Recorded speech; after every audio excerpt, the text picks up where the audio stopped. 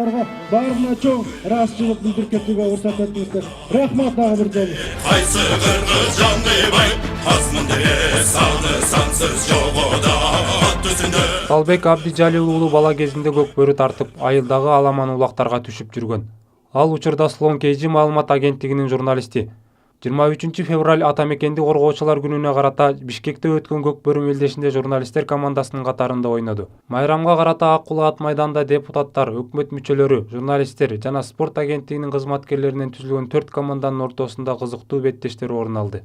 Депутат Канат Исаевдин демилгеси менен жаштар спорт жана жаштар агенттиги уюштуруп көкбөрү болду.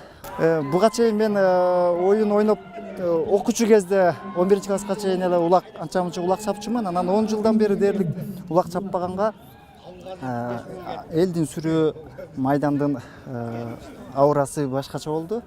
Ошо негизи канча күн даярдандыңыз? 2 күн азыраак даярдандык, эми атка минип аны муну кылып эңип дегендей. Биринчи оюн өкмөт мүчөлөрү менен спорт агенттигинин ортосунда болуп, өкмөт 6-5 эсебинде жеңишке жетти.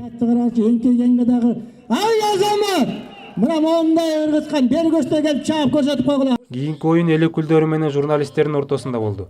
Негизги 3 бөлүктүк тирешүүдөн кийин кошумча берилген убакытта депутаттар тайгазанга бир улак таштады. Жыйынтыгында эсеп 1-0 жеңиш эл өкүлдөрүнүн пайдасында.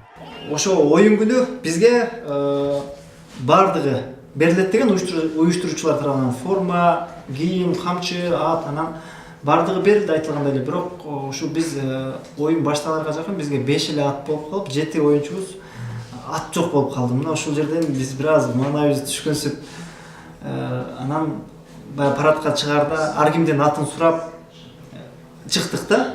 Анан уюштуруучулар тарабынан бизге айтылбай калганбы же биз билбей калганбызбы?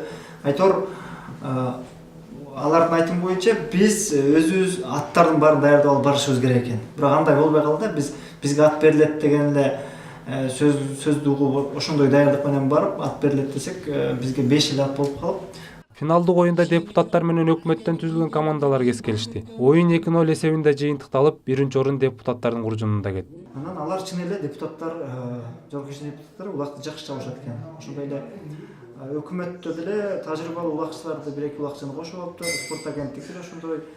Айтор журналисттерден башка командалар дээрлик улак чаап жүргөндөр экен да. Жигиттин шамдагы айлыгын көрсөткөн оюнда атка минерлер да ойноп жаткандыгы жакшы көрүнүш. Бул мелдеш кагаз калем кармаган кесиптештерибиздин ат үстүндө да мыкты экенин көрсөттү. Жигиттерди өз кесибинен башка да тармакта сыноого шарт түзгөн мындай иш-чаралар тез өтүп турушуна тилектешпиз.